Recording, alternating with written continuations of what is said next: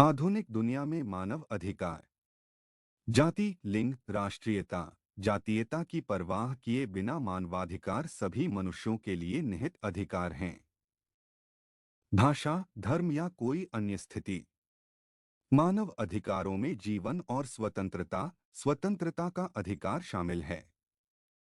गुलामी और यातना से राय और अभिव्यक्ति की स्वतंत्रता, काम और शिक्षा का अधिकार और भी बहुत कुछ। हर कोई बिना किसी भेदभाव के इन अधिकारों का हकदार है। मानवाधिकार आए हैं तीन प्रकारों में वर्गीकृत किया जाना है। पहला प्रकार राजनीतिक अधिकार है, जैसे बोलने की स्वतंत्रता और सभा। दूसरा प्रकार आर्थिक और सामाजिक अधिकार है। तीसरा प्रकार उपनिवेश के अधिकार हैं। लोग या जातीय और स्वदेशी अल्पसंख्यक। अंतर्राष्ट्रीय मानवाधिकार कानून कुछ तरीकों से कार्य करने के लिए सरकारों के दायित्वों को पूरा करता है। मानव अधिकारों और मौलिक स्वतंत्रता को बढ़ावा देने और उनकी रक्षा करने के लिए कुछ कृत्यों से बचना चाहिए। व्यक्तियों या समूहों की मानव अधिकारों की सार्वभौमिक घोषणा को जनरल द्वारा अपनाया गया था। 1848 में संयुक्त राष्ट्र की विधानसभा। तब से संयुक्त राष्ट्र ने धीरे धीरे मानवाधिकार कानून का विस्तार किया है। महिलाओं, बच्चों, विकलांग व्यक्तियों, अल्पसंख्यकों और अन्य के लिए विशिष्ट मानकों को शामिल किया गया है। कमजोर समूह। 15 मार्च 2006 को जनरल द्वारा स्थापित मानवाधिकार परिषद असेंबली ने मानव अधिकारों पर 60 वर्षीय संयुक्त राष्ट्र आयोग की जगह ली।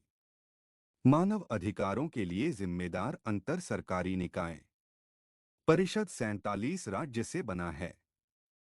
प्रतिनिधियों और मानव अधिकारों के संवर्धन और संरक्षण को मजबूत करने का काम सौंपा जाता है। मानवाधिकार के लिए संयुक्त राष्ट्र के उच्चायुक्त भी प्रमुख जिम्मेदारी का प्रयोग करते हैं। संयुक्त राष्ट्र मानवाधिकार गतिविधियों के लिए मानवाधिकार दिवस हर साल 10 दिसंबर को मनाया जाता है। अप्रैल। संयुक्त राष्ट्र से एमनेस्टी इंटरनेशनल, जो मुख्यालय के साथ एक गैरसरकारी संगठन है। यूनाइटेड किंगडम में दुनिया भर में मानवाधिकारों के कारण को भी चैंपियन बनाया है। हाल के दशकों में मानव अधिकारों के महत्वपूर्ण मुद्दे। कोफी अन्नान द्वारा तैयार 2005 की संयुक्त राष्ट्र की रिपोर्ट मानवाधिकारों के लिए चुनौतियों का अनुसरण करती है। समकालीन दुनिया। एक, गरीबी और वैश्विक असमानताएं। दो, भेदभाव। तीन, सशस्त्र संघर्ष और हिंसा। चार, इम्प्यूनिटी। पांच, लोकतंत्र की कमी। छह, कमजोर संस्थान। इस तरह के कई मुद्दों ने द्वितीय विश्व युद्ध के बाद और घटनाओं को आकार देना शुरू कर दिया।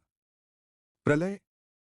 20वीं शताब्दी के उत्तरार्ध में पूंजीवादी राज्यों ने मजबूत जगह बनाई।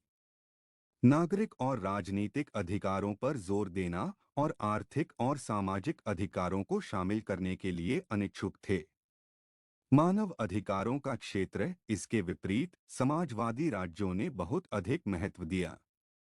आर्थिक और सामाजिक अधिकारों और उनके समावेश के लिए दृढ़ता से तर्क दिया। भले ही उत्तर ने बड़े पैमाने पर खुद को ऊपर उल्लिखित कई समस्याओं और मुद्दों से छुटकारा दिलाया हो, अधिकांश तीसरी दुनिया और दक्षिण इन मुद्दों से पीड़ित हैं। गरीबी एशिया के अधिकांश हिस्सों में व्याप्त है और अफ्रीका और वैश्विक असमानता सभी देशों को विभिन्न डिग्री में व्याप्त करती है। में लगभग 1 बिलियन लोग। दुनिया प्रतिदिन 1.90 अमेरिकी डॉलर की विश्व बैंक गरीबी रेखा से नीचे रहती है। सामाजिक, राजनीतिक और आर्थिक भेदभाव एक ऐसा मुद्दा है जो मुख्य रूप से दक्षिण के देशों को विभिन्न में व्याप्त करता है।